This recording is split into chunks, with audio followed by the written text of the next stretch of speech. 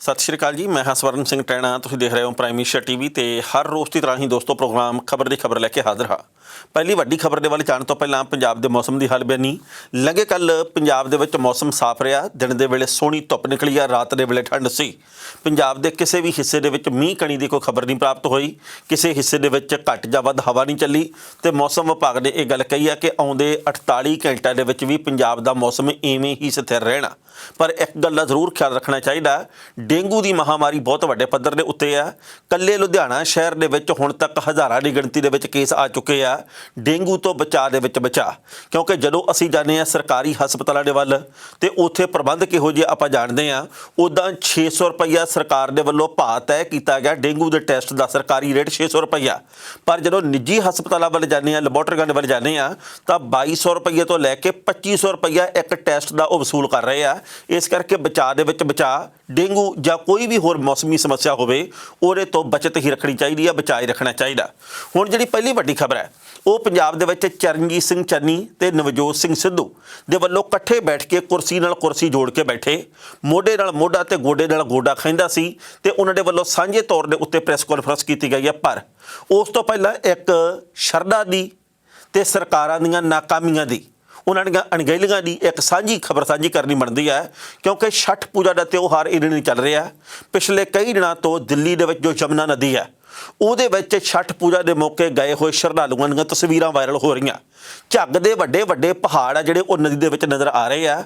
ਜਿਵੇਂ ਆਪਾਂ ਕਿਸੇ ਵੀ ਥਾਂ ਤੇ ਜਾਂਦੇ ਆ ਜਿੱਥੇ ਕੈਮੀਕਲ ਵਾਲਾ ਪਾਣੀ ਬਹੁਤ ਹੋਵੇ, ਬਿਲਕੁਲ ਉੱਥੇ ਇਉਂ ਪ੍ਰਤੀਤ ਹੁੰਦਾ ਜਿਵੇਂ ਅਸੀਂ ਪਹਿਲਾਂ ਵੇਲਿਆਂ ਦੇ ਵਿੱਚ ਲੀੜੇ ਧੋਂਦੇ ਵਕਤ ਝੱਗ ਵੇਖਦੇ ਹੁੰਦੇ ਸੀ, ਜਦੋਂ ਕੱਸੀਆਂ ਦੇ ਉੱਤੇ ਸਾਡੀਆਂ ਮਾਵਾਂ ਭੈਣਾਂ ਜਿਹੜੀਆਂ ਉਹ ਲੀੜੇ ਧੋਂਦੀਆਂ ਸੀ, ਕੱਪੜੇ ਧੋਂਦੀਆਂ ਸੀ। ਅੱਜ ਕੱਲ੍ਹ ਤਾਂ ਚਲੋ ਮਸ਼ੀਨਾਂ ਆ ਗਈਆਂ, ਪਤਾ ਨਹੀਂ ਲੱਗਦਾ। ਪਰ ਜਿਸ ਤਰੀਕੇ ਦੇ ਨਾਲ ਝੱਗ ਦੇ ਵੱਡੇ ਵੱਡੇ ਪਹਾੜ ਯਮੁਨਾ ਨਦੀ ਦੇ ਵਿੱਚ ਨਜ਼ਰ ਆ ਰਹੇ ਆ ਤੇ ਸ਼ਰਧਾਲੂ ਉੱਥੇ ਫਿਰ ਵੀ ਆਪਦੀ ਆਸਥਾ ਦੇ ਮੁਤਾਬਕ ਸਾਰਾ ਸਮਾਗਮ ਕਰ ਰਹੇ ਆ ਜਾਂ ਉੱਥੇ ਆਪਦੀ आस्था के मुताबिक गए हुए आ। शरधा उन्होंने आपो अपनी उस शरधा के उत्ते भी ਤੇ ਸਰਕਾਰਾਂ ਦੀਆਂ ਨਾਕਾਮੀਆਂ ਦੇ ਉੱਤੇ ਵੀ ਬਹੁਤ ਵੱਡੇ ਸਵਾਲ ਤਾਂ ਜ਼ਰੂਰ ਖੜੇ ਹੋ ਰਹੇ ਆ। ਪਰ ਰਾਜਨੀਤਿਕ ਲੋਕਾਂ ਨੇ ਇੱਕ ਦੂਜੇ ਦੇ ਉੱਤੇ ਮਿਹਣੋ ਮਿਹਣੀ ਹੋਣੇ ਸ਼ੁਰੂ ਹੋ ਗਏ ਆ। ਕਿਸੇ ਨੇ ਇਹ ਗੱਲ ਕਹੀ ਹੈ ਜੀ ਕਿ ਇਹ ਤਾਂ ਕੇਜਰੀਵਾਲ ਸਰਕਾਰ ਦੀ ਨਾਕਾਮੀ ਆ, ਕਿਸੇ ਨੇ ਇਹ ਗੱਲ ਕਹੀ ਆ ਕਿ ਪਾਣੀ ਫਲਾਣੇ ਪਾਸੇ ਆਉਂਦਾ ਇਹ ਉਹਨਾਂ ਦੀ ਨਾਕਾਮੀ ਆ। ਪਰ ਨਾਕਾਮੀ ਸਭ ਦੀ ਸਾਂਝੀ ਹੈ। ਅਸੀਂ ਆਪਣੀਆਂ ਪਵਿੱਤਰ ਨਦੀਆਂ ਨੂੰ ਪਵਿੱਤਰ ਨਹੀਂ ਰੱਖ ਸਕੇ, ਅਸੀਂ ਆਪਣੇ ਪਵਿੱਤਰ ਦਰਿਆਵਾਂ ਨੂੰ ਪਵਿੱਤਰ ਨਹੀਂ ਰੱਖ ਸਕੇ। ਸਾਡੇ ਨੱਕ ਦੇ ਥੱਲੇ ਜਿਹਨੇ ਜਿਹਨੇ ਜੋ ਕੁਝ ਕੀਤਾ ਉਹ ਸਭ ਦੇ ਸਾਹਮਣੇ ਆ। ਇਹ ਗੱਲ ਪੰਜਾਬ ਦੇ ਵਿੱਚ ਵੀ ਤੇ पंजाबों बाहर भी ਵੱਖ-ਵੱਖ ਥਾਵਾਂ ਤੇ नज़र आउंदी है। दुख हुंदा भी असीं पानी नूं किवें बर्बाद किया, पानी नूं किवें तैश-नैश किया। अज तां पानी दीआं भी 4-5 किस्मां बण गईआं। आ पानी नहाउण वाला, आ पानी सीवरेज का, आ पीण वाला, आ शुद्ध पानी पीण वाला ते आ बिसलेरी वाटर है। यानी कि हुण जे तां बोतलबंद पानी है, शुद्धता का एहसास सिर्फ उत्थे हुंदा है, जद कि पहलां पानी सिर्फ पानी ही हुंदा सी। ते ये गल्लां कोई सदियां पुराणियां नहीं, ये एक दहाके पुराणियां ही आ। ते अज दी तरीक दे विच कि जिथे भी जाने आ उत्थे 20 रुपये की, 25 रुपये की, 30 रुपये की पानी की बोतल मिलती है। यानी कि पानी भी 5-6 तरह का हो गया। तो फिर असीं गल कहने कि नहीं ਅਸੀਂ ਕੁਦਰਤ ਨੂੰ ਬਚਾਉਣ ਵਾਲੇ ਆ, ਕੁਦਰਤ ਦੇ ਸੋਮਿਆਂ ਦੀ ਕਦਰ ਕਰਨ ਵਾਲੇ ਆ, ਜਦ ਕਿ ਅਸੀਂ ਕੱਖ ਨਹੀਂ ਕੀਤਾ ਸਿਵਾਏ ਡਰਾਮੇਬਾਜ਼ੀ ਤੋਂ। ਜਿਹੜੀ ਪਹਿਲੀ ਵੱਡੀ ਖਬਰ ਹੈ ਉਹ ਹੈਗੀ ਆ ਵੀ ਚੰਨੀ ਸਾਹਿਬ ਤੇ ਸਿੱਧੂ ਸਾਹਿਬ ਮਿਲ ਤਾਂ ਪਏ, ਇਕੱਠੇ ਹੋ ਵੀ ਗਏ, ਐਲਾਨ ਵੀ ਪੰਜਾਬ ਦੇ ਲਈ ਬੜੇ ਵੱਡੇ ਕਰਤੇ। ਪਰ ਇਹ ਕਿੰਨੀ ਕੁ ਦੇਰ ਤੱਕ ਇਕੱਠੇ ਰਹਿਣਗੇ, ਹੁਣ ਸਵਾਲ ਇਹ ਪੈਦਾ ਹੁੰਦਾ। ਕਦੇ ਕਦੇ ਤਾਂ ਇਉਂ ਪ੍ਰਤੀਤ ਹੁੰਦਾ ਵੀ ਸਿੱਧੂ ਸਾਹਿਬ ਹੁਣ ਬੇਸ਼ੱਕ ਚੰਨੀ ਦੇ ਨਾਲ ਆ, ਪਰ 5-4 ਘੰਟਿਆਂ ਬਾਅਦ ਉਹਨਾਂ ਨੇ ਕੋਈ ਨਾ ਕੋਈ ਟਵੀਟ ਕਰ ਦੇਣਾ, ਬਾਅਦ ਦੇ ਵਿੱਚ ਭਸੂੜੀ ਫਿਰ ਓਡੀ ਦੀ ਓਡੀ। ਪਿਛਲੇ ਕਈ ਦਿਨਾਂ ਤੋਂ ਅਸੀਂ ਸਾਰਾ ਕੁਝ ਇਹੀ ਦੇਖ ਰਹੇ ਹਾਂ। ਸਿੱਧੂ ਸਾਹਿਬ ਦੇ ਮੁੱਦੇ ਬੇਸ਼ੱਕ ਸਹੀ ਹੈ, ਪਰ ਜਿਸ ਤਰੀਕੇ ਦੇ ਨਾਲ ਉਹ ਆਪਣੀ ਸਰਕਾਰ ਨੂੰ ਘੇਰਦੇ ਵੀ ਹੈ ਤੇ ਕਹਿੰਦੇ ਵੀ ਕਾਂਗਰਸ ਤੋਂ ਮੈਂ ਪਰੇ ਵੀ ਨਹੀਂ ਜਾਣਾ, ਸਵਾਲ ਇਹਦੇ ਉੱਤੇ ਖੜੇ ਹੁੰਦੇ ਆ। ਲੰਘੇ ਕੱਲ ਪੰਜਾਬ ਦੀ ਸਰਕਾਰ ਨੇ 36000 ਕੱਚੇ ਮੁਲਾਜ਼ਮਾਂ ਨੂੰ ਪੱਕੇ ਕਰਨ ਦਾ ਐਲਾਨ ਕਰਤਾ। 5.5 रुपये फुट रेत का भाव तय करता खड्ड दे विच। इस तो इलावा ये गल कही गई है कि सरकारी कर्मचारी है जिहड़े उन्हां दी एक्सटेंशन नहीं होया करूगी। सरकारी कर्मचारियों नूं बाद दे विच सेवा मुक्ति रखा जाऊगा, फिर नहीं काम मिलूगा। फिर उन्होंने ये भी गल कही है कि जिहड़े एडवोकेट जनरल APS दिओल इन्हां दे अस्तीफे नूं मंजूर कर लिया गया। यानी कि पहले प्रभाव के तहत यही प्रतीत हुंदा कि नवजोत सिंह सिद्धू दी पुग गई, उन्होंने चल गई तो चन्नी सरकार बैकफुट के उत्ते आ गई है। कि नवजोत सिंह सिद्धू इन्नी क गल दे नाल बागो बाग रहू? कि नवजोत सिंह सिद्धू हुण हफ्ता कड्ढू अपनी ही सरकार नूं घेरन तो बिना? ਕਿ ਨਵਜੋਤ ਸਿੰਘ ਸਿੱਧੂ ਆਮ ਆਦਮੀ ਪਾਰਟੀ ਦੇ ਵੱਲ ਜਾਣ ਦੀ ਤਿਆਰੀ ਦੇ ਵਿੱਚ ਹੈ, ਜਿਵੇਂ ਕਿ ਲੰਘੇ ਕੱਲ੍ਹ ਸ਼ਰੀਕੇ ਭਾਈਚਾਰੇ ਨੇ ਗੱਲਾਂ ਕੀਤੀਆਂ। ਕਿਉਂਕਿ ਬਿਕਰਮ ਸਿੰਘ ਮਜੀਠੀਆ ਨੇ ਇਹ ਗੱਲ ਕਹੀ ਹੈ ਵਾਰ-ਵਾਰ ਕੱਲ, ਉਹ ਕਹਿੰਦੇ ਵੀ ਠੋਕੋ ਤਾਲੀ ਨੇ ਪੱਕਾ ਹੀ ਆਮ ਆਦਮੀ ਪਾਰਟੀ ਦੇ ਵਿੱਚ ਜਾ ਕੇ ਸੀਐਮ ਕੈਂਡੀਡੇਟ ਬਣਨਾ, ਰਾਹ ਉਹਦੇ ਵੱਲੋਂ ਪੱਧਰਾ ਕਰ ਲਿਆ ਗਿਆ। ਉਸ ਤੋਂ ਬਾਅਦ ਬੀਬੀ ਨਵਜੋਤ ਕੌਰ ਸਿੱਧੂ ਨੇ ਬਿਕਰਮ ਸਿੰਘ ਮਜੀਠੀਆ ਦੇ ਉੱਤੇ ਸ਼ਬਦ ਕੀਤੇ ਆ ਕਿ ਮੈਂ ਉਹ ਰਿਪੋਰਟ ਪੜ੍ਹੀ ਆ, ਡਰੱਗ ਵਾਲੀ ਰਿਪੋਰਟ ਪੜ੍ਹੀ ਆ, ਜਿਹਦੇ ਵਿੱਚ ਫਲਾਣੇ ਦੇ ਨਾਂ ਤੇ ਉਹਦੇ ਵਿੱਚ ਜੇਕਰ ਖੁਲਾਸੇ ਹੋ ਜਾਣ ਤੇ ਉਸ ਤੋਂ ਬਾਅਦ ਬਹੁਤ ਸਾਰਾ ਅਕਾਲੀ ਦਲ ਨੂੰ ਸਮੱਸਿਆ ਸੰਕਟ ਖੜਾ ਹੋਊਗਾ। ਸੋ ਇਹੋ ਜਿਹੇ ਇਸ ਵਕਤ ਮਿਹਣੋ ਮਿਹਣੀ ਹੋਣ ਦਾ ਸਿਲਸਿਲਾ ਜਾਰੀ ਹੈ, ਪਰ ਇਹਦੇ ਵਿੱਚ ਪੰਜਾਬ ਦਾ ਭਲਾ ਕਿਧਰੇ ਵੀ ਨਜ਼ਰ ਨਹੀਂ ਆਉਂਦਾ। ਪਹਿਲਾਂ ਸਿੱਧੂ ਦੇ ਨਾਲ ਜੁੜੀ ਹੋਈ ਇਹ ਖਬਰ ਸਾਂਝੀ ਕਰਦੇ ਆ ਤੇ ਬਾਅਦ ਵਿੱਚ ਕਰਾਂਗੇ ਟਿੱਪਣੀ। ਪੰਜਾਬ ਦੀ ਕਾਂਗਰਸ ਸਰਕਾਰ ਪ੍ਰਧਾਨ ਨਵਜੋਤ ਸਿੰਘ ਸਿੱਧੂ ਦੇ ਦਬਾਅ ਦੇ ਵਿੱਚ ਝੁਕ ਗਈ ਹੈ। ਪੰਜਾਬ ਦੇ ਐਡਵੋਕੇਟ ਜਨਰਲ APS ਦਿਓਲ ਦਾ ਅਸਤੀਫਾ ਮਨਜ਼ੂਰ ਕਰ ਲਿਆ ਗਿਆ। ਇਸ ਦੀ ਸੂਚਨਾ ਗਵਰਨਰ ਨੂੰ ਭੇਜੀ ਜਾਵੇਗੀ ਤੇ ਅੱਜ ਪੰਜਾਬ ਦੇ ਵਿੱਚ ਨਵੇਂ ਐਡਵੋਕੇਟ ਜਨਰਲ ਦੀ ਨਿਯੁਕਤੀ ਹੋਣ ਦੀ ਸੰਭਾਵਨਾ ਹੈ। ਦੂਜੇ ਪਾਸੇ DGP ਇਕਬਾਲਪ੍ਰੀਤ ਸਿੰਘ ਸਹੋਤਾ ਨੂੰ ਵੀ ਹਟਾਇਆ ਜਾਵੇਗਾ। ਇਹਦੇ ਲਈ ਸਰਕਾਰ UPSC ਦੇ ਪੈਨਲ ਦਾ ਇੰਤਜ਼ਾਰ ਕਰੇਗੀ। ਹਾਲਾਂਕਿ ਸਹੋਤਾ ਦਾ ਹਟਣਾ ਹੁਣ ਤੈਅ ਹੈ।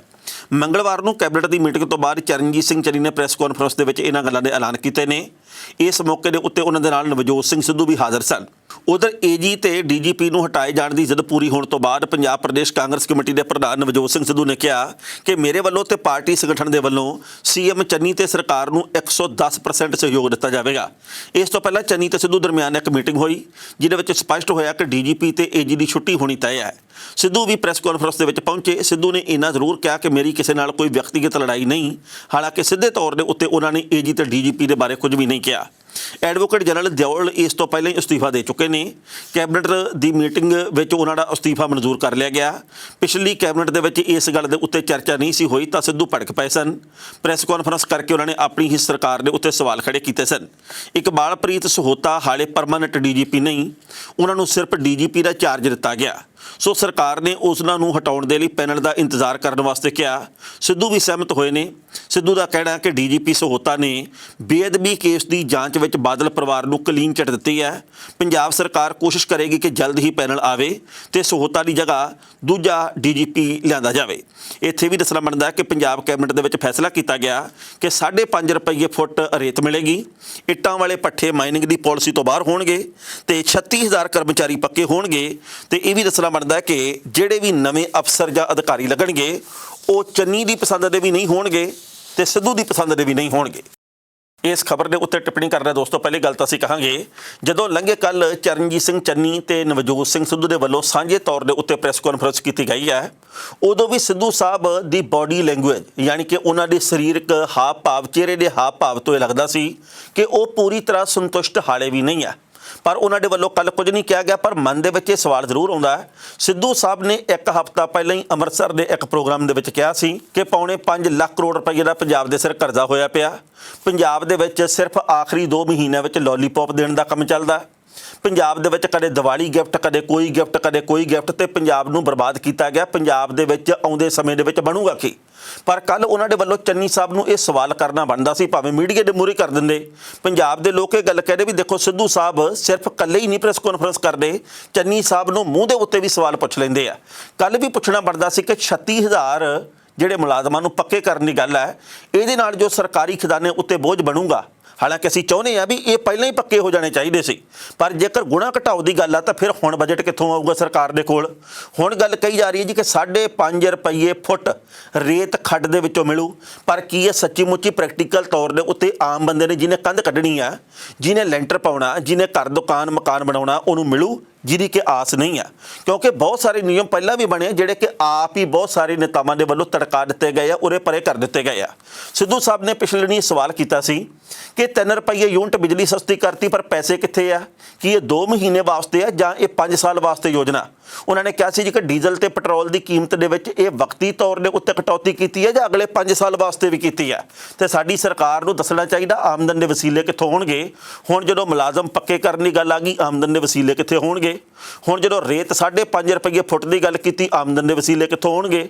ਹੁਣ ਜਦੋਂ ਉਹਨਾਂ ਨੇ ਹੋਰ ਬਹੁਤ ਸਾਰੇ ਐਲਾਨ ਕਰਨੇ ਸ਼ੁਰੂ ਕਰ ਦਿੱਤੇ ਆ, ਤਾਂ ਫਿਰ ਚੰਨੀ ਸਾਹਿਬ ਨੂੰ ਪੁੱਛਣਾ ਚਾਹੀਦਾ, ਸਿੱਧੂ ਸਾਹਿਬ ਇਹ ਖੁਦ ਪੁੱਛਣ, ਮੀਡੀਆ ਦੇ ਮੂਹਰੇ ਪੁੱਛ ਲੈਣ ਕਿ ਭਾਈ ਹੁਣ ਆਪਣੇ ਕੋਲੇ ਪੈਸਾ ਦਾ ਪ੍ਰਬੰਧ ਕਿੱਥੇ ਆ? ਪੈਸੇ ਕਿੱਥੋਂ ਆਉਣਗੇ? ਇਹ ਦੱਸੋ ਜੀ ਕਿ ਸਾਡੇ ਕੋਲੇ ਰੋਡ ਮੈਪ ਕੀ ਹੈ? ਸੋ ਇਸ ਵਕਤ ਜ਼ਰੂਰਤ ਇਹ ਹੈ ਵੀ ਸ਼ੰਕਾ ਨਿਵਰਤਗਾ ਕਰ ਲਈਆਂ ਜਾਣ। ਅੱਜ ਆਪਾਂ ਇਕੱਠੇ ਬੈਠੇ ਹਾਂ, ਕੱਲ੍ਹ ਨੂੰ ਸਿੱਧੂ ਸਾਹਿਬ ਫਿਰ ਟਵੀਟ ਕਰ ਦੇਣ 5-7, ਫਿਰ ਉਹ ਕਹਿਣ ਜੀ ਕਿ ਮੈਂ ਤਾਂ ਬਿਲਕੁਲ ਨਹੀਂ ਸਹਿਮਤ, ਸਾਡੀ ਸਰਕਾਰ ਦੇ ਵੱਲੋਂ ਗਲਤ ਫੈਸਲੇ ਕੀਤੇ ਗਏ ਆ। ਲੋਕਾਂ ਦੇ ਇੱਕ ਹਿੱਸੇ ਦਾ ਕਹਿਣਾ ਵੀ ਕੇਦਾਰਨਾਥ ਵਿੱਚ ਜਾ ਕੇ ਆਪਾਂ ਇਕੱਠੇ ਹੁੰਦੇ ਹਾਂ, ਪੰਜਾਬ 'ਚ ਫਿਰ ਰੌਲਾ, ਫਿਰ ਇੱਕ ਮੀਟਿੰਗ ਹੁੰਦੀ ਹੈ ਤੇ ਸਾਂਝੀ ਪ੍ਰੈਸ ਕਾਨਫਰੰਸ ਕਰਦੇ ਹਾਂ, ਫਿਰ ਰੌਲਾ, ਵੀ ਇਹ ਰੌਲਾ ਮੁੱਕੂਗਾ ਕਦੋਂ? ਸੋ ਇਸ ਤਰੀਕੇ ਦੇ ਨਾਲ ਜਦੋਂ ਖਬਰਾਂ ਸਾਹਮਣੇ ਆਉਂਦੀਆਂ ਤਾਂ ਪੰਜਾਬ ਦੇ ਲੋਕਾਂ ਦੇ ਮਨਾਂ ਦੇ ਵਿੱਚ ਵੀ ਦੁਬਿਧਾ ਪੈਦਾ ਹੁੰਦੀ ਹੈ। ਸੋ ਨਵਜੋਤ ਸਿੰਘ ਸਿੱਧੂ ਆਮ ਆਦਮੀ ਪਾਰਟੀ 'ਚ ਜਾਣਗੇ ਜਾਂ ਨਹੀਂ ਜਾਣਗੇ, ਇਹ ਰਾਜਨੀਤਿਕ ਲੋਕਾਂ ਦੇ ਆਪੋ ਆਪਣੇ ਵਿਚਾਰ ਹੈਗੇ ਆ। ਪਰ ਅਸੀਂ ਇਹ ਚਾਹੁੰਦੇ ਹਾਂ ਵੀ ਜਿਹੜੀ ਪਾਰਟੀ ਦੇ ਵਿੱਚ ਹੈ ਉਹ ਪੰਜਾਬ ਦੇ ਲਈ ਸੱਚੀ ਮੁੱਚੀ ਕੁਝ ਕਰਕੇ ਦਿਖਾਵੇ। ਪਰ ਜਿਸ ਤਰੀਕੇ ਦੇ ਨਾਲ ਆਮ ਆਦਮੀ ਪਾਰਟੀ ਇਹ ਗੱਲ ਕਹਿ ਰਹੀ ਹੈ ਕਿ ਸਿੱਧੂ ਸਾਹਿਬ ਮੁੱਦੇ ਬਹੁਤ ਸੋਹਣੇ ਚੱਕਦੇ ਆ, ਉਧਰੋਂ ਸਿੱਧੂ ਸਾਹਿਬ ਨੇ ਵੀ ਕੁਝ ਸਮਾਂ ਗੱਲ ਕਹੀ ਸੀ ਪਹਿਲਾਂ ਕਿ ਮੇਰੀਆਂ ਗੱਲਾਂ ਨੂੰ, ਮੇਰੇ ਰੋਡ ਮੈਪ ਨੂੰ ਆਮ ਆਦਮੀ ਪਾਰਟੀ ਸਮਝਦੀ ਹੈ ਤੇ ਸ਼ਰੀਕਾਂ ਦੇ ਵੱਲੋਂ ਇਸ ਗੱਲ ਦੇ ਅਰਥ ਕੱਢੇ ਜਾ ਰਹੇ ਆ ਵੀ ਅੰਗਲੀ ਸੰਗਲੀ ਰਲੀ ਹੋਈ ਹੈ, ਕਿਤੇ ਇਹ ਤਾਂ ਨਹੀਂ ਵੀ ਉਡਾਰੀ ਮਾਰਨ ਦੀ ਤਿਆਰੀ ਆ। ਬਾਕੀ ਸਮੇਂ ਦਾ ਕੋਈ ਪਤਾ ਨਹੀਂ। ਲਖੀਮਪੁਰ ਖੀਰੀ ਕਾਂਡ ਦੇ ਵਿੱਚ ਜਿਸ ਤਰੀਕੇ ਦੇ ਨਾਲ ਬਹੁਤ ਵੱਡਾ ਖੁਲਾਸਾ ਹੋਇਆ, ਉਹਨੇ ਸਭ ਨੂੰ ਹੈਰਾਨ ਵੀ ਕੀਤਾ ਤੇ ਸਭ ਨੂੰ ਪਰੇਸ਼ਾਨ ਵੀ ਕੀਤਾ। ਤੁਹਾਨੂੰ ਚੇਤੇ ਹੋਣਾ ਜਦੋਂ ਕਿਸਾਨ ਜਾ ਰਹੇ ਸੀ ਸ਼ਾਂਤਮਈ ਤਰੀਕੇ ਦੇ ਨਾਲ, ਮਗਰਲੇ ਪਾਸਿਓਂ ਥਾਰ ਤੇ ਕੁਝ ਕੁ ਹੋਰ ਗੱਡੀਆਂ ਆਈਆਂ, ਕਿਸਾਨਾਂ ਨੂੰ ਕੀੜੇ ਮਕੌੜਿਆਂ ਦੇ ਵਾਂਗ ਉਹ ਕੁਚਲਦੀਆਂ ਅੱਗੇ ਚਲੀਆਂ ਗਈਆਂ। ਪਰ ਉਸ ਵਕਤ ਗ੍ਰਹਿ ਰਾਜ ਮੰਤਰੀ ਮਿਸ਼ਰਾ ਨੇ ਕੀ ਕਿਹਾ ਸੀ? ਉਹ ਕਹਿੰਦਾ ਜੀ ਕਿ ਮੇਰਾ ਤਾਂ ਪੁੱਤ ਇੱਥੇ ਹੈ ਹੀ ਨਹੀਂ ਸੀ, ਮੇਰਾ ਪੁੱਤ ਤਾਂ ਦੰਗਲ ਕਰਵਾ ਰਿਹਾ ਸੀ ਤੇ ਜਾਣਬੁੱਝ ਕੇ ਉਹ ਫਸਾਇਆ ਜਾ ਰਿਹਾ, ਮੈਂ ਕਿਹੜੀ ਗੱਲੋਂ ਅਸਤੀਫਾ ਦੇਵਾਂ। ਹੌਲੀ ਹੌਲੀ ਗੱਲ ਇਹ ਵੀ ਕਲੀਅਰ ਹੋ ਗਈ ਵੀ ਥਾਰ ਦੇ ਵਿੱਚ ਬੈਠਾ ਵੀ ਉਹ ਆਪ ਸੀ, ਨਾਲ ਦੀ ਸੀਟ ਦੇ ਉੱਤੇ ਵੀਡੀਓ ਆ ਗਈ। ਫਿਰ ਖਬਰ ਇਹ ਵੀ ਆ ਗਈ ਵੀ ਥਾਰ ਵੀ ਉਹਦੇ ਨਾਂ ਤੇ ਹੀ ਹੈ, ਯਾਨੀ ਕਿ ਗ੍ਰਹਿ ਰਾਜ ਮੰਤਰੀ ਦੇ ਪੁੱਤ ਦੇ ਨਾਂ ਦੇ ਉੱਤੇ। ਹੁਣ ਗ੍ਰਹਿ ਰਾਜ ਮੰਤਰੀ ਦਾ ਪੁੱਤ ਪੁਲਿਸ ਦੀ ਹਿਰਾਸਤ ਦੇ ਵਿੱਚ ਹੈ, ਜਿਹਨੂੰ ਕਦੇ ਡੇਂਗੂ ਹੁੰਦਾ, ਕਦੇ ਕੋਈ ਸਮੱਸਿਆ ਹੁੰਦੀ ਹੈ, ਜੇਲ੍ਹ ਜਾਣ ਵੇਲੇ ਬੜੇ ਲੋਕਾਂ ਨੂੰ ਬੜਾ ਕੁਝ ਹੁੰਦਾ ਹੈ, ਫਿਰ ਉਹ ਹਸਪਤਾਲ ਦੇ ਵੱਲ ਆਪਣਾ ਮੂੰਹ ਕਰ ਲੈਂਦੇ ਆ। ਜਿਹਦੇ ਕੋਲੇ ਪੈਸੇ ਵਾਹਵਾ ਹੋਣ ਉਹਨੂੰ ਫਿਰ ਦਿਲ ਦਾ ਦੌਰਾ ਵੀ ਪੈਂਦਾ, ਫਿਰ ਉਹਨੂੰ ਅਚਾਨਕ ਚੱਕਰ ਜੇ ਵੀ ਆਉਂਦੇ ਹੁੰਦੇ ਆ। ਕਈਆਂ ਨੂੰ ਤਾਂ ਕਟਹਿਰੇ ਦੇ ਵਿੱਚ ਖੜਿਆਂ ਨੂੰ ਇਹ ਲੱਗਣ ਲੱਗ ਜਾਂਦਾ ਕਿ ਮੇਰੀ ਸ਼ੂਗਰ ਘਟ ਗਈ ਹੈ, ਕਿਸੇ ਦੀ ਵੱਧ ਗਈ ਹੈ, ਕਿਸੇ ਦਾ ਬਲੱਡ ਪ੍ਰੈਸ਼ਰ ਉੱਪਰ ਥੱਲੇ ਹੋ ਜਾਂਦਾ ਹੈ। ਫਿਰ ਉਹ ਜੇਲ੍ਹ ਦੀ ਥਾਂ 'ਤੇ ਸਿੱਧੇ ਹਸਪਤਾਲ ਪਹੁੰਚਦੇ ਆ ਤੇ ਫਿਰ ਉੱਥੇ ਮੀਟਿੰਗਾਂ ਹੋਣ ਲੱਗ ਜਾਂਦੀਆਂ ਆਮ ਤੌਰ ਦੇ ਉੱਤੇ। ਪਰ ਹੁਣ ਜਿਹੜੀ ਰਿਪੋਰਟ ਸਾਹਮਣੇ ਆਈ ਆ ਫੋਰੈਂਸਿਕ ਲੈਬ ਦੀ, ਉਹਨੇ ਤਾਂ ਸਭ ਨੂੰ ਦੰਗ ਕਰਕੇ ਰੱਖ ਦਿੱਤਾ ਹੈ। ਇਸ ਰਿਪੋਰਟ ਦੇ ਵਿੱਚ ਇਹ ਗੱਲ ਸਾਹਮਣੇ ਆ ਗਈ ਆ ਕਿ ਉਸ ਦਿਨ ਜਿਹੜੀਆਂ ਗੋਲੀਆਂ ਚਲਾਈਆਂ ਗਈਆਂ ਉਹ ਕੇਂਦਰੀ ਗ੍ਰਹਿ ਰਾਜ ਮੰਤਰੀ ਦੇ ਪੁੱਤ ਦੇ ਹਥਿਆਰ ਦੇ ਨਾਲ ਚੱਲੀਆਂ। ਇੱਕ ਅੰਕਿਤ ਜਿਹੜਾ ਨਾਲ ਦਾ ਮੁਲਜ਼ਮ ਆ ਉਹਦੇ ਹਥਿਆਰ ਨਾਲ ਚੱਲੀਆਂ, ਇੱਕ ਹੋਰ ਸੀਗਾ ਗਨਰ, ਉਹਦੇ ਹਥਿਆਰ ਨਾਲ ਚੱਲੀਆਂ। ਯਾਨੀ ਕਿ ਜਦੋਂ ਹੁਣ ਗੱਲ ਕਲੀਅਰ ਹੋ ਗਈ ਹੈ ਵੀ ਭਾਈ ਕੇਂਦਰੀ ਗ੍ਰਹਿ ਰਾਜ ਮੰਤਰੀ ਝੂਠ ਬੋਲਦਾ ਸੀ, ਇਹ ਸਾਰੀ ਕਹਾਣੀ ਹੁਣ ਸਾਹਮਣੇ ਆ ਗਈ ਹੈ। ਫੋਰੈਂਸਿਕ ਰਿਪੋਰਟ ਤਾਂ ਕਿਸੇ ਵਿਦੇਸ਼ੀ ਤਾਕਤ ਨੇ ਤਿਆਰ ਨਹੀਂ ਕੀਤੀ, ਉਹ ਤਾਂ ਭਾਰਤ ਦੇ ਵਿੱਚ ਹੀ ਤਿਆਰ ਹੋਈ ਹੈ। ਇੱਥੋਂ ਦੀ ਸਾਰੇ ਮਾਹਰਾਂ ਨੇ ਤਿਆਰ ਕਰਕੇ ਦਿੱਤੀ ਹੈ, ਉਹਨਾਂ ਨੇ ਸਾਰੀ ਪੜਤਾਲ ਕਰਕੇ ਫਿਰ ਹੀ ਤਿਆਰ ਕੀਤੀ ਹੈ। ਤੇ ਜੇਕਰ ਉਹਦੇ ਵਿੱਚ ਹਥਿਆਰ ਦਾ ਵੀ ਪਤਾ ਲੱਗ ਗਿਆ ਵੀ ਕਿਹਦੇ ਹਥਿਆਰ ਨਾਲ ਗੋਲੀਆਂ ਚੱਲੀਆਂ ਤੇ ਆਪ ਵੀ ਉੱਥੇ ਸੀ ਤੇ ਗੱਡੀ ਵੀ ਉਹਦੀ ਸੀ, ਤਾਂ ਫਿਰ ਹੁਣ ਆਪਾਂ ਕੀ ਕਹੀਏ ਵੀ ਭਾਈ ਕੀ ਗ੍ਰਹਿ ਮੰਤਰੀ ਅਸਤੀਫਾ ਦੇਣਗੇ? ਨਹੀਂ, ਅਸਤੀਫਾ ਦੇਣਾ ਬੜਾ ਮੁਸ਼ਕਿਲ ਹੈ, ਕਿਉਂਕਿ ਇਹ ਵਿਦੇਸ਼ ਨਹੀਂ, ਇੱਥੇ ਭਾਰਤ ਦੇ ਵਿੱਚ ਨੇਤਾ ਛੇਤੀ ਕਿਤੇ ਅਸਤੀਫਾ ਦੇਣ ਦੀ ਗੱਲ ਕਬੂਲ ਨਹੀਂ ਕਰਦੇ। ਪਹਿਲਾਂ ਇਸ ਰਿਪੋਰਟ ਦਾ ਵੇਰਵਾ ਸਾਂਝਾ ਕਰਦੇ ਹਾਂ ਤੇ ਬਾਅਦ ਵਿੱਚ ਕਰਾਂਗੇ ਟਿੱਪਣੀ। ਉੱਤਰ ਪ੍ਰਦੇਸ਼ ਦੇ ਲਖੀਮਪੁਰ ਖੀਰੀ ਦੇ ਵਿੱਚ 3 ਅਕਤੂਬਰ ਨੂੰ ਹੋਈ ਹਿੰਸਾ ਬਾਰੇ ਫੋਰੈਂਸਿਕ ਲੈਬ ਦੀ ਰਿਪੋਰਟ ਦੇ ਵਿੱਚ ਬਹੁਤ ਵੱਡਾ ਖੁਲਾਸਾ ਹੋਇਆ। ਮੁਲਜ਼ਮਾਂ ਦੇ ਹਥਿਆਰਾਂ ਦੀ ਬੈਲਿਸਟਿਕ ਜਾਂਚ ਦੇ ਵਿੱਚ ਇਸ ਗੱਲ ਦੀ ਪੁਸ਼ਟੀ ਹੋਈ ਹੈ ਕਿ ਕਿਸਾਨਾਂ ਨੂੰ ਕੁਚਲਣ ਤੋਂ ਬਾਅਦ ਹੋਈ ਹਿੰਸਾ ਦੌਰਾਨ ਗੋਲੀਆਂ ਵੀ ਚਲਾਈਆਂ ਗਈਆਂ ਸਨ। ਮੁਲਜ਼ਮਾਂ ਦੇ ਕੋਲੋਂ ਬਰਾਮਦ ਹੋਈ ਲਾਇਸੈਂਸੀ ਰਾਈਫਲ, ਪਿਸਤੌਲ ਤੇ ਰੀਪੀਟਰ ਗਨ ਦੀ ਬੈਲਿਸਟਿਕ ਜਾਂਚ ਦੌਰਾਨ ਇਹ ਗੱਲ ਸਾਹਮਣੇ ਆਈ ਹੈ। ਹਾਲਾਂਕਿ ਮ੍ਰਿਤਕਾਂ ਦੀ ਪੋਸਟਮਾਰਟਮ ਰਿਪੋਰਟ ਦੇ ਵਿੱਚ ਗੋਲੀ ਲੱਗਣ ਦੀ ਗੱਲ ਸਾਹਮਣੇ ਨਹੀਂ ਸੀ ਆਈ। ਮਾਮਲੇ ਦੀ ਪੜਤਾਲ ਕਰ ਰਹੀ SIT ਨੇ ਕੇਂਦਰੀ ਗ੍ਰਹਿ ਰਾਜ ਮੰਤਰੀ ਅਜੇ ਮਿਸ਼ਰਾ ਦੇ ਪੁੱਤ ਆਸ਼ੀਸ਼ ਮਿਸ਼ਰਾ, ਅੰਕਿਤ ਦਾਸ ਤੇ ਗੰਨਰ ਦੇ ਹਥਿਆਰਾਂ ਦੀ ਜਾਂਚ ਲਈ ਫੋਰੈਂਸਿਕ ਲੈਬ ਨੂੰ ਭੇਜਿਆ ਗਿਆ ਸੀ, ਜਿਹਦੀ ਰਿਪੋਰਟ ਹੁਣ ਆ ਚੁੱਕੀ ਹੈ। ਪੁਸ਼ਟੀ ਹੋਈ ਹੈ ਕਿ ਆਸ਼ੀਸ਼ ਮਿਸ਼ਰਾ ਦੀ ਰਾਈਫਲ, ਅੰਕਿਤ ਦਾਸ ਦੀ ਪਿਸਤੌਲ ਤੇ ਉਸ ਦੇ ਗੰਨਰ ਦੀ ਰੀਪੀਟਰ ਬੰਦੂਕ ਤੋਂ ਫਾਇਰਿੰਗ ਕੀਤੀ ਗਈ। ਜਾਣਕਾਰੀ ਮੁਤਾਬਕ ਮੌਕੇ ਤੋਂ ਫਰਾਰ ਹੁੰਦੇ ਹੋਏ ਲਾਇਸੈਂਸੀ ਹਥਿਆਰਾਂ ਦੇ ਨਾਲ ਉਹ ਫਾਇਰਿੰਗ ਕਰਦੇ ਰਹੇ। ਦੱਸਣਯੋਗ ਹੈ ਕਿ 3 ਅਕਤੂਬਰ ਨੂੰ ਇਲਾਕੇ ਦੇ ਵਿੱਚ ਖੇਤੀਬਾੜੀ ਕਾਨੂੰਨਾਂ ਦਾ ਵਿਰੋਧ ਕਰ ਰਹੇ ਕਿਸਾਨਾਂ ਉੱਤੇ ਗੱਡੀਆਂ ਚੜ੍ਹਾ ਦਿੱਤੀਆਂ ਗਈਆਂ ਸਨ, ਜਿਸ ਵਿੱਚ 4 ਕਿਸਾਨਾਂ ਦੀ ਮੌਤ ਹੋਈ ਸੀ। ਜਿਸ ਤੋਂ ਬਾਅਦ ਭੜਕੀ ਹਿੰਸਾ ਦੇ ਵਿੱਚ 4 ਹੋਰ ਲੋਕਾਂ ਨੂੰ ਕੁੱਟ-ਕੁੱਟ ਕੇ ਮਾਰ ਦੇਣ ਦੇ ਦੋਸ਼ ਲੱਗੇ ਸਨ। ਇਸ ਮਾਮਲੇ ਵਿੱਚ ਕੇਂਦਰੀ ਗ੍ਰਹਿ ਰਾਜ ਮੰਤਰੀ ਦੇ ਪੁੱਤ ਆਸ਼ੀਸ਼ ਮਿਸ਼ਰਾ, ਅੰਕਿਤ ਦਾਸ, ਸੁਮੀਤ ਜੈਸਵਾਲ ਸਮੇਤ 6 ਲੋਕਾਂ ਨੂੰ ਗ੍ਰਿਫਤਾਰ ਕੀਤਾ ਗਿਆ।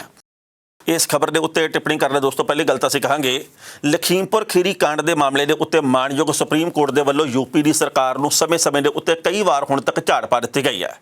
ਪਿਛਲੇ ਦਿਨੀ ਤਾਂ ਸੁਪਰੀਮ ਕੋਰਟ ਦੇ ਇੱਕ ਬੈਂਚ ਨੇ ਇਹ ਵੀ ਗੱਲ ਕਹੀ ਸੀ ਕਿ ਇਉਂ ਪ੍ਰਤੀਤ ਹੁੰਦਾ ਕਿ ਜਿਹੜੇ ਇਸ ਮਾਮਲੇ ਦੇ ਵਿੱਚ ਗਵਾਹ ਉਹਨਾਂ ਨੂੰ ਵੀ ਇਸ ਵਕਤ ਮੈਨੇਜ ਕਰਨ ਦੀ ਕੋਸ਼ਿਸ਼ ਕੀਤੀ ਜਾ ਰਹੀ ਹੈ ਤੇ ਕੁਝ ਕੁ ਹੋਰ ਤਲਖ ਟਿੱਪਣੀਆਂ ਕੀਤੀਆਂ ਗਈਆਂ ਸੀ ਜਿਹੜੀਆਂ ਕਿ ਇਹ ਦੱਸਣ ਦੇ ਲਈ ਕਾਫੀ ਹੈ ਕਿ ਜਿਨ੍ਹਾਂ ਦੇ ਉੱਤੇ ਸੱਤਾਧਾਰੀ ਧਿਰ ਦਾ ਹੱਥ ਹੋਵੇ ਉਹਨਾਂ ਨੂੰ ਬਚਾਉਣ ਦੇ ਲਈ ਜਦੋਂ ਕੋਸ਼ਿਸ਼ਾਂ ਹੁੰਦੀਆਂ ਤਾਂ ਫਿਰ ਮਾਣਯੋਗ ਸੁਪਰੀਮ ਕੋਰਟ ਦੇ ਵੱਲੋਂ ਇਹ ਟਿੱਪਣੀਆਂ ਕਰਨੀਆਂ ਪੈਂਦੀਆਂ। ਇਹ ਉਹ ਗੱਲਾਂ ਸੀ ਜਿਹੜੀਆਂ ਕਿ ਆਮ ਲੋਕ ਜਦੋਂ ਕਰਦੇ ਆ ਤਾਂ ਬਹੁਤ ਸਾਰੇ ਲੋਕ ਇਹ ਗੱਲ ਕਰਦੇ ਨਹੀਂ ਇਹ ਤਾਂ ਕਿਸੇ ਹੋਰ ਪਾਰਟੀ ਦਾ ਹੋਣਾ। ਜਦੋਂ ਕਿਸਾਨ ਇਹ ਗੱਲ ਕਹਿੰਦੇ ਵੀ ਭਾਈ ਕੇਂਦਰੀ ਗ੍ਰਹਿ ਰਾਜ ਮੰਤਰੀ ਦੇ ਪੁੱਤ ਨੂੰ ਬਚਾਉਣ ਦੀਆਂ ਕੋਸ਼ਿਸ਼ਾਂ ਹੋ ਰਹੀਆਂ, ਉਦੋਂ ਇਹ ਗੱਲ ਕਹੀ ਜਾਂਦੀ ਹੈ ਕਿਸਾਨ ਤਾਂ ਹੈਗੇ ਸਾਡੇ ਵਿਰੋਧੀ ਹੈ, ਪਰ ਹੁਣ ਇਹ ਨਹੀਂ ਕਹਿ ਸਕਦੇ ਕਿ ਮਾਣਯੋਗ ਅਦਾਲਤ ਵੀ ਸਾਡੀ ਵਿਰੋਧੀ ਹੈ। ਉਹਦੇ ਫੈਸਲੇ ਨੂੰ ਤਾਂ ਸਿਰ ਮੱਥੇ ਬੰਨਣਾ ਪੈਂਦਾ। ਸੋ ਇਸ ਕਰਕੇ ਹੁਣ ਬੀਜੇਪੀ ਕਟਹਿਰੇ ਦੇ ਵਿੱਚ ਹੈ। ਦੂਜੀ ਮਹੱਤਵਪੂਰਨ ਗੱਲ ਇਹ ਹੈ ਵੀ ਇਸ ਮਾਮਲੇ ਦੇ ਉੱਤੇ ਹੋ ਰਹੀ ਕਾਰਵਾਈ ਤੋਂ ਯੂਪੀ ਸਰਕਾਰ ਤੋਂ ਸੁਪਰੀਮ ਕੋਰਟ ਨੇ ਕਿਹਾ ਕਿ ਅਸੀਂ ਅਸੰਤੁਸ਼ਟ ਹਾਂ। ਇਸ ਮਾਮਲੇ ਦੇ ਵਿੱਚ ਤਸੱਲੀ ਬਖਸ਼ ਕਾਰਵਾਈ ਨਹੀਂ ਹੋ ਰਹੀ ਤੇ ਇਹ ਗੱਲ ਕਿਸੇ ਤੋਂ ਲੁਕੀ ਛੁਪੀ ਵੀ ਨਹੀਂ ਹੈ। ਸੋ ਕਿਸਾਨਾਂ ਦੇ ਬਾਬਤ ਪਿਛਲੇ ਦਿਨੀ ਇੱਕ ਬੀਜੇਪੀ ਦੇ ਨੇਤਾ ਨੇ ਕਿਹਾ, ਉਹ ਕਹਿਣਾ ਜੀ ਕਿ ਕਿਸਾਨ ਤਾਂ ਆਪਣੀ ਮਰਜ਼ੀ ਦੇ ਮੁਤਾਬਕ ਹੀ ਇਹ ਸਾਰਾ ਅੰਦੋਲਨ ਕਰ ਰਹੇ ਆ, ਇਸ ਅੰਦੋਲਨ ਦੇ ਵਿੱਚ ਕੋਈ ਜਿੰਦ ਜਾਨ ਤਾਂ ਹੈ ਨਹੀਂ ਗੀ ਤੇ ਜਿਹਦੀ ਜਿੱਥੇ ਜਿਵੇਂ ਲਿਖੀ ਹੁੰਦੀ ਹੈ ਤੇ ਉਹਦੇ ਨਾਲ ਉਵੇਂ ਹੋ ਜਾਂਦਾ ਹੈ। ਉਹਦਾ ਇਹ ਕਹਿਣਾ ਸੀ ਵੀ ਜੇਕਰ ਇਹ ਕਿਸਾਨ ਘਰ ਦੇ ਵਿੱਚ ਬੈਠੇ ਹੁੰਦੇ ਕੀ ਪਤਾ ਦਿਲ ਦੇ ਦੌਰੇ ਨਾਲ ਮਰ ਜਾਂਦੇ। ਜਿਹੜੀਆਂ ਟਿੱਕਰੀ ਬਾਰਡਰ ਦੇ ਉੱਤੇ 3 ਬੀਬੀਆਂ ਮਾਤਾਵਾਂ ਦੀ ਮੌਤ ਹੋਈ ਆ, ਟਿੱਪਰ ਉਹਨਾਂ ਦੇ ਉੱਤੇ ਚੜ੍ਹਾ ਦਿੱਤਾ ਗਿਆ ਸੀ ਜਦੋਂ ਉਹ ਮਾਨਸੇ ਦੇ ਵਿੱਚ ਆਪਣੇ ਪਿੰਡ ਦੇ ਵੱਲ ਆਉਣ ਲੱਗੀਆਂ ਸੀ, ਆਟੋ ਫੜ ਲੱਗੀਆਂ ਸੀ। ਉਹਦੇ ਬਾਬਤ ਵੀ ਇਹ ਗੱਲ ਕਹੀ ਗਈ ਕਿ ਇਹ ਬੀਬੀਆਂ ਦੀ ਉਮਰ ਹੋ ਗਈ ਸੀ, ਇਹਨਾਂ ਨੇ ਤੁਰ ਹੀ ਜਾਣਾ ਸੀ। ਪਰ ਗੱਲ ਇਹ ਨਹੀਂ, ਤੁਰ ਤਾਂ ਸਭ ਨਹੀਂ ਜਾਣਾ। ਜਿਹੜੇ ਇਹ ਟਿੱਪਣੀਆਂ ਕਰਦੇ ਰਹਿਣਾ ਉਹਨਾਂ ਨੇ ਵੀ ਨਹੀਂ। ਹੋ ਸਕਦਾ ਇਹਨਾਂ ਬੀਬੀਆਂ ਤੋਂ ਵੀ ਪਹਿਲਾਂ ਤੁਰ ਜਾਣ ਜਿਹੜੀਆਂ ਕਿ ਉੱਥੇ ਜ਼ਖਮੀ ਹੋਈਆਂ। ਪਰ ਗੱਲ ਇਹ ਹੈ ਕਿ ਤੁਸੀਂ ਉੱਥੇ ਬੈਠਣ ਲਈ ਮਜਬੂਰ ਕੀਤਾ, ਤਾਂ ਕਰਕੇ ਹੀ ਇਹ ਸਾਰਾ ਕੁਝ ਹੋਇਆ। ਸੋਚਣ ਵਿਚਾਰਨ ਦੀ ਲੋੜ ਇਹ ਆ ਕਿ ਉੱਥੇ ਇਹ ਕਿਸਾਨ ਕਿਉਂ ਪ੍ਰਦਰਸ਼ਨ ਕਰ ਰਹੇ ਆ। ਅੱਜ ਜੇ ਮੰਨ ਲਓ ਕਿਤੇ ਕਿਸਾਨ ਪ੍ਰਦਰਸ਼ਨ ਕਰ ਰਹੇ ਜਾਂ ਕੋਈ ਵੀ ਕਰ ਰਿਹਾ, ਉਹਦੇ ਉੱਤੇ ਆ ਕੇ ਕੋਈ ਚੀਜ਼ ਚੜ੍ਹ ਜਾਂਦੀ ਆ, ਉਹਨਾਂ ਦੀ ਮੌਤ ਹੋ ਜਾਂਦੀ ਆ, ਆਪਾਂ ਇਹ ਨਹੀਂ ਗੱਲ ਕਹਿ ਸਕਦੇ ਕਿ ਲਿਖੀ ਇਉਂ ਸੀ। ਇਹਦੇ ਪਿੱਛੇ ਸਰਕਾਰ ਨੂੰ ਕਸੂਰਵਾਰ ਮੰਨਾਂਗੇ ਵੀ ਤੁਹਾਡੇ ਗਲਤ ਫੈਸਲੇ ਦੇ ਕਰਕੇ ਉਹ ਸੰਘਰਸ਼ ਕਰਨ ਲਈ ਮਜਬੂਰ ਹੋਏ। ਸੰਘਰਸ਼ ਕਰਦਿਆਂ ਦੇ ਉੱਤੇ ਗੱਡੀ ਚੜ੍ਹੀ ਹੈ, ਇਸ ਕਰਕੇ ਗੁਨਾਹਗਾਰ ਤੁਸੀਂ ਆ, ਕਿਉਂਕਿ ਤੁਸੀਂ ਉਹਨਾਂ ਦੀਆਂ ਮੰਗਾਂ ਪ੍ਰਵਾਨ ਨਹੀਂ ਕੀਤੀਆਂ। 11.5 ਮਹੀਨੇ ਕਿਸਾਨਾਂ ਨੂੰ ਇਸ ਵਕਤ ਯੋਧਿਆਂ ਨੂੰ ਬਾਰਡਰਾਂ ਦੇ ਉੱਤੇ ਬੈਠਿਆਂ ਨੂੰ ਹੋ ਗਏ ਆ। ਸੋ ਇਸ ਮਾਮਲੇ ਦੇ ਵਿੱਚ ਲਖੀਮਪੁਰ ਖੀਰੀ ਮਾਮਲੇ ਦੇ ਵਿੱਚ ਜੋ ਫੋਰੈਂਸਿਕ ਰਿਪੋਰਟ ਸਾਹਮਣੇ ਆਈ ਹੈ, ਉਹਨੇ ਦੁੱਧ ਦਾ ਦੁੱਧ ਤੇ ਪਾਣੀ ਦਾ ਪਾਣੀ ਕਰਤਾ। ਪਰ ਜਿਨ੍ਹਾਂ ਨੇ ਨਹੀਂ ਮੰਨਣਾ ਉਹ ਨਹੀਂ ਮੰਨਦੇ, ਪਰ ਕਿਸਾਨ ਕਹਿੰਦੇ ਵੀ ਅਸੀਂ ਡਟੇ ਹੋਏ ਹਾਂ ਤੇ ਡਟੇ ਹੋਏ ਹੀ ਰਹਾਂਗੇ। ਕਿਸਾਨ ਅੰਦੋਲਨ ਹੁਣ ਹੋਰ ਤਿੱਖਾ ਹੋਣ ਲੱਗਾ ਤੇ ਇਹਦੇ ਬਾਬਤ ਸੰਯੁਕਤ ਕਿਸਾਨ ਮੋਰਚੇ ਦੇ ਆਗੂਆਂ ਦੇ ਵੱਲੋਂ ਕੱਲ੍ਹ ਇੱਕ ਮਹੱਤਵਪੂਰਨ ਮੀਟਿੰਗ ਕੀਤੀ ਗਈ ਹੈ। 9 ਮੈਂਬਰੀ ਕਮੇਟੀ ਦੀ ਇਸ ਮੀਟਿੰਗ ਦੇ ਵਿੱਚ ਬਹੁਤ ਮਹੱਤਵਪੂਰਨ ਫੈਸਲੇ ਕੀਤੇ ਗਏ ਆ। ਇੱਕ ਇਹਦੇ ਵਿੱਚ ਸਭ ਤੋਂ ਵੱਡਾ ਫੈਸਲਾ ਕੀਤਾ ਗਿਆ ਕਿ 29 ਨਵੰਬਰ ਤੋਂ 500 ਕਿਸਾਨ ਆ ਜਿਹੜੇ ਉਹ ਸੰਸਦ ਭਵਨ ਦੇ ਵੱਲ ਜਾਇਆ ਕਰਨਗੇ। ਤੇ ਕਿਉਂਕਿ ਉਦੋਂ ਆਪਾਂ ਜਾਣਦੇ ਕਿ ਸਰਦ ਰੁੱਤ ਦਾ ਸੈਸ਼ਨ ਵੀ ਸ਼ਾਇਦ ਸ਼ੁਰੂ ਹੋ ਜਾਵੇ 29 ਤਰੀਕ ਤੋਂ, ਇਸ ਕਰਕੇ 500 ਕਿਸਾਨ ਉੱਥੇ ਜਾਇਆ ਕਰਨਗੇ ਟਰੈਕਟਰ ਮਾਰਚ ਕਰਨ ਦੇ ਲਈ, ਆਪਣਾ ਰੋਸ ਪ੍ਰਦਰਸ਼ਨ ਕਰਨ ਦੇ ਲਈ। ਇਹ ਟਿੱਕਰੀ ਤੋਂ ਵੀ 500 ਜਾਇਆ ਕਰਨਗੇ ਤੇ ਇਹ ਗਾਜ਼ੀਪੁਰ ਤੋਂ ਵੀ 500 ਜਾਇਆ ਕਰਨਗੇ। ਤੇ ਜਿੱਥੇ ਵੀ ਪੁਲਿਸ ਦੇ ਵੱਲੋਂ ਇਹਨਾਂ ਦੇ ਨਾਲ ਧੱਕੇਸ਼ਾਹੀ ਕੀਤੀ ਗਈ, ਰੋਕਿਆ ਗਿਆ, ਤੇ ਇਹ ਕਿਸਾਨ ਉੱਥੇ ਹੀ ਧਰਨਾ ਲਾ ਦਿਆ ਕਰਨਗੇ। ਸੰਯੁਕਤ ਕਿਸਾਨ ਮੋਰਚੇ ਦੇ ਆਗੂਆਂ ਨੇ ਗੱਲ ਕਹੀ ਹੈ ਵੀ ਜੇਕਰ ਅਸੀਂ ਲਿਜਾਣੇ ਹੋਣ ਤਾਂ ਭਾਵੇਂ ਲੱਖ ਟਰੈਕਟਰ ਲੈ ਕੇ ਅਸੀਂ ਤੇ ਸੰਸਦ ਭਵਨ ਦੇ ਵੱਲ ਤੁਰ ਪਈਏ, ਪਰ ਇਹਦੇ ਨਾਲ ਫਿਰ ਕੁਝ ਕੁ ਗਲਤ ਅਨਸਰ ਵਿੱਚ ਵਾੜਨ ਦਾ ਮੌਕਾ ਕਈ ਸ਼ਰਾਰਤੀ ਤੱਤਾਂ ਨੂੰ, ਸ਼ਰਾਰਤੀ ਪਾਰਟੀਆਂ ਨੂੰ ਮਿਲ ਜਾਣਾ। ਬਾਅਦ ਦੇ ਵਿੱਚ ਕਿਸਾਨਾਂ ਨੂੰ ਇਹ ਬਦਨਾਮ ਕਰਨਗੇ। ਦੂਜੇ ਪਾਸੇ ਗੱਲ ਕਹੀ ਹੈ ਰਾਕੇਸ਼ ਟਕੈਤ ਹੋਰਾਂ ਨੇ। ਉਹਨਾਂ ਨੇ ਕਿਹਾ ਜੀ ਕਿ ਮੈਂ 26 ਨਵੰਬਰ ਦੇ ਲਈ ਇੱਕ ਬਹੁਤ ਵੱਡਾ ਐਲਾਨ ਕਰਨ ਲੱਗਾ, ਕਿਉਂਕਿ ਉਸ ਦਿਨ 1 ਸਾਲ ਪੂਰਾ ਹੋ ਜਾਣਾ ਤੇ ਲਖਨਊ ਦੇ ਵਿੱਚ ਅਸੀਂ ਉਹਨਾਂ ਨੇ ਕਿਹਾ ਜੀ ਕਿ ਆਉਂਦੇ ਸਮੇਂ ਦੇ ਵਿੱਚ ਬਹੁਤ ਵੱਡੇ ਇਕੱਠ ਕਰਾਂਗੇ, ਮਹਾਂ ਪੰਚਾਇਤਾਂ ਕਰਾਂਗੇ। ਪਹਿਲਾਂ ਇਸ ਰਿਪੋਰਟ ਦਾ ਵੇਰਵਾ ਤੇ ਫਿਰ ਕਰਾਂਗੇ ਟਿੱਪਣੀ। ਰਾਕੇਸ਼ ਟਕੈਤ ਨੇ ਕਿਹਾ ਕਿ 26 ਨਵੰਬਰ ਨੂੰ 1 ਸਾਲ ਪੂਰਾ ਹੋ ਜਾਣਾ ਕਿਸਾਨ ਅੰਦੋਲਨ ਨੂੰ ਚੱਲਦਿਆਂ। ਬਾਰਡਰਾਂ ਦੇ ਉੱਤੇ ਬੈਠੇ ਕਿਸਾਨ ਡਟੇ ਹੋਏ ਨੇ। ਉਹਨਾਂ ਨੇ ਕਿਹਾ ਕਿ 22 ਨਵੰਬਰ ਨੂੰ ਲਖਨਊ ਦੇ ਵਿੱਚ ਹੋਣ ਵਾਲੀ ਮਹਾਂ ਪੰਚਾਇਤ ਦੇ ਵਿੱਚ ਅਸੀਂ ਇੰਨਾ ਕੁ ਵੱਡਾ ਇਕੱਠ ਕਰਾਂਗੇ ਕਿ ਕੇਂਦਰ ਸਰਕਾਰ ਦੇ ਤਾਬੂਤ ਦੇ ਵਿੱਚ ਆਖਰੀ ਕਿੱਲ ਸਾਬਤ ਹੋਵੇਗੀ। ਉਹਨਾਂ ਨੇ ਕਿਹਾ ਕਿ ਭਾਰਤ ਦੇ ਵਿੱਚ ਕਿਸਾਨ ਅੰਦੋਲਨ ਹੋਰ ਤੇਜ਼ ਹੋਵੇਗਾ। ਟਕੈਤ ਨੇ ਕਿਹਾ ਕਿ 22 ਨਵੰਬਰ ਦੀ ਲਖਨਊ ਦੇ ਵਿੱਚ ਹੋਣ ਵਾਲੀ ਮਹਾਂ ਪੰਚਾਇਤ ਇਤਿਹਾਸਕ ਹੋਵੇਗੀ। ਦੱਸਣਾ ਬਣਦਾ ਕਿ ਪਹਿਲਾਂ ਮਹਾਂ ਪੰਚਾਇਤ ਅਕਤੂਬਰ 'ਚ ਹੋਣੀ ਸੀ, ਪਰ ਮੋਰਚੇ ਨੇ ਇਸ ਨੂੰ 1 ਮਹੀਨੇ ਵਾਸਤੇ ਟਾਲ ਦਿੱਤਾ ਸੀ। ਰਾਜਧਾਨੀ ਲਖਨਊ ਦੇ ਵਿੱਚ ਮੋਰਚੇ ਦੀ ਇਹ ਪਹਿਲੀ ਵੱਡੀ ਮਹਾਂ ਪੰਚਾਇਤ ਹੋਵੇਗੀ। ਇਸ ਸਾਲ ਦੇ ਸ਼ੁਰੂ ਦੇ ਵਿੱਚ ਟਕੈਤ ਨੇ ਲਖਨਊ ਨੂੰ ਦਿੱਲੀ ਬਣਾਉਣ ਦੀ ਗੱਲ ਆਖੀ ਸੀ। ਉਦੋਂ ਸੋਸ਼ਲ ਮੀਡੀਆ ਦੇ ਉੱਤੇ ਸਰਕਾਰ ਪੱਖੀਆਂ ਨੇ ਟਕੈਤ ਨੂੰ ਵੰਗਾਰਿਆ ਵੀ ਸੀ। ਦੱਸਣਾ ਬਣਦਾ ਕਿ ਟਕੈਤ ਨੇ ਆਖਿਆ ਸੀ ਕਿ ਕੇਂਦਰ ਸਰਕਾਰ ਕੋਲ 3 ਖੇਤੀ ਕਾਨੂੰਨਾਂ ਬਾਰੇ ਫੈਸਲਾ ਲੈਣ ਦੇ ਲਈ 26 ਨਵੰਬਰ ਤੱਕ ਦਾ ਸਮਾਂ ਹੈ ਤੇ 27 ਨਵੰਬਰ ਤੋਂ ਕਿਸਾਨ ਪਿੰਡਾਂ ਤੋਂ ਟਰੈਕਟਰਾਂ ਰਾਹੀਂ ਦਿੱਲੀ ਦੇ ਆਲੇ ਦੁਆਲੇ ਅੰਦੋਲਨ ਵਾਲੀਆਂ ਥਾਵਾਂ ਤੇ ਸਰਹੱਦ ਤੇ ਪਹੁੰਚਣਗੇ। ਇਸ ਤੋਂ ਬਾਅਦ ਕੰਕਰੀਟ ਕਿਲੇ ਦੇ ਨਾਲ ਅੰਦੋਲਨ ਵਾਲੀ ਥਾਂ ਤੇ ਤੰਬੂ ਨੂੰ ਮਜ਼ਬੂਤ ਕੀਤਾ ਜਾਊਗਾ। ਉੱਤਰ ਪ੍ਰਦੇਸ਼, ਪੰਜਾਬ ਤੇ ਹਰਿਆਣਾ ਸਮੇਤ ਕਈ ਸੂਬਿਆਂ ਦੇ ਕਿਸਾਨਾਂ ਨੇ 3 ਨਵੇਂ ਖੇਤੀ ਕਾਨੂੰਨਾਂ ਨੂੰ ਵਾਪਸ ਲੈਣ ਦੇ ਲਈ ਦਿੱਲੀ ਦੀਆਂ ਸਰਹੱਦਾਂ ਦੇ ਉੱਤੇ ਪ੍ਰਦਰਸ਼ਨ ਸ਼ੁਰੂ ਕੀਤਾ ਹੋਇਆ, ਜੋ ਕਿ ਪਿਛਲੇ 11.5 ਮਹੀਨੇ ਤੋਂ ਜਾਰੀ ਹੈ। ਇਸ ਖਬਰ ਦੇ ਉੱਤੇ ਟਿੱਪਣੀ ਕਰਦੇ ਦੋਸਤੋ, ਪਹਿਲੀ ਗੱਲ ਤਾਂ ਅਸੀਂ ਕਹਾਂਗੇ ਕਿ 29 ਨਵੰਬਰ ਨੂੰ ਜਦੋਂ ਸੰਸਦ ਦਾ ਸਰਦ ਰੁੱਤ ਸੈਸ਼ਨ ਸ਼ੁਰੂ ਹੋਊਗਾ, ਉਦੋਂ 500 ਕਿਸਾਨਾਂ ਦਾ ਉਧਰਲੇ ਪਾਸੇ ਜਾਣਾ ਆਉਂਦੇ ਸਮੇਂ ਦੇ ਵਿੱਚ ਇੱਕ ਨਵਾਂ ਜੋਸ਼ ਭਰਨ ਵਾਲੀ ਗੱਲ ਸਾਬਤ ਹੋ ਸਕਦੀ ਹੈ, ਕਿਉਂਕਿ ਪਹਿਲਾਂ ਇਸ ਗੱਲ ਦੀ ਆਸ ਸੀ ਕਿ ਦੀਵਾਲੀ ਤੋਂ ਪਹਿਲਾਂ ਕੇਂਦਰ ਦੀ ਸਰਕਾਰ ਕਿਸਾਨੀ ਮਸਲਾ ਹੱਲ ਕਰ ਸਕਦੀ ਹੈ, ਪਰ ਇੱਦਾਂ ਹੋਇਆ ਨਹੀਂ। ਪਿਛਲੇ ਕਈ ਦਿਨਾਂ ਤੋਂ ਕੈਪਟਨ ਅਮਰਿੰਦਰ ਸਿੰਘ ਵੀ ਨਹੀਂ ਕੁਛ ਕਰ ਰਹੇ, ਨਾ ਬੀਜੇਪੀ ਦਾ ਕੋਈ ਨੇਤਾ ਇਹ ਗੱਲ ਕਰ ਰਿਹਾ ਜੇ ਕਿਸੇ ਮੀਟਿੰਗ ਨੂੰ ਕਿਸਾਨਾਂ ਵਾਸਤੇ ਤਿਆਰ ਆ। ਪਰ ਇਸ ਮਾਮਲੇ ਦੇ ਉੱਤੇ ਬਿਲਕੁਲ ਹਾਲ ਦੀ ਘੜੀ ਚੁੱਪ-ਚਾਪ ਵਾਲੀ ਸਥਿਤੀ ਹੈ। ਸਾਰਾ ਕੁਝ ਠੰਡੇ ਬਸਤੇ ਦੇ ਵਿੱਚ ਪਿਆ ਹੋਇਆ ਹਾਲ ਦੀ ਘੜੀ ਪ੍ਰਤੀਤ ਹੁੰਦਾ। ਪਰ ਕਿਸਾਨਾਂ ਨੇ ਇਹ ਗੱਲ ਕਹੀ ਹੈ ਜੀ ਕਿ ਸਾਨੂੰ ਇਹ ਸੰਘਰਸ਼ ਹੋਰ ਤਿੱਖਾ ਕਰਨਾ ਪਊਗਾ। ਤਿੱਖੇ ਸੰਘਰਸ਼ ਦੇ ਮੂਹਰੇ ਹੀ ਗੋਡੜੀ ਲੱਗੂਗੀ ਕੇਂਦਰ ਦੀ ਸਰਕਾਰ ਦੀ। ਯੂਪੀ ਬਚਾਉਣ ਦੇ ਲਈ ਕੇਂਦਰ ਦੀ ਸਰਕਾਰ ਨੂੰ ਕਿਸਾਨੀ ਮੰਗ ਪ੍ਰਵਾਨ ਕਰਨੀ ਪਊਗੀ। ਇਹ ਕਿੰਨੀ ਕੁ ਦੇਰ 'ਚ ਪ੍ਰਵਾਨ ਹੁੰਦੀ ਹੈ, ਇਹ ਕੀ ਬਿਲਕੁਲ ਉਸੇ ਰੂਪ 'ਚ ਪ੍ਰਵਾਨ ਹੁੰਦੀ ਜਿਵੇਂ ਕਿਸਾਨ ਚਾਹੁੰਦੇ ਆ, ਜਾਂ ਇਸ ਮਾਮਲੇ ਦੇ ਵਿੱਚ ਕੋਈ ਲਚਕੀਲੀ ਨੀਤੀ ਅਪਣਾਈ ਜਾਊਗੀ, ਇਹ ਆਉਣ ਵਾਲਾ ਵਕਤ ਬਿਆਨ ਕਰੂਗਾ। ਖਬਰਾਂ ਦੋਸਤੋ ਕਈ ਹੋਰ ਵੀ ਸਨ, ਪਰ ਜੋ ਵਕਤ ਦੀ ਘਾਟ ਹੈ ਇਹ ਰੁਕਣ ਦਾ ਇਸ਼ਾਰਾ ਕਰ ਰਹੀ ਹੈ। ਕੱਲ੍ਹ ਨੂੰ ਇਸੇ ਵੇਲੇ ਖਬਰ ਦੀ ਖਬਰ ਲੈ ਕੇ ਫਿਰ ਹਾਜ਼ਰ ਹੋਵਾਂਗੇ। ਉਦੋਂ ਤੱਕ ਲਈ ਆਗਿਆ ਦਿਓ। ਬਹੁਤ ਬਹੁਤ ਮਿਹਰਬਾਨੀ।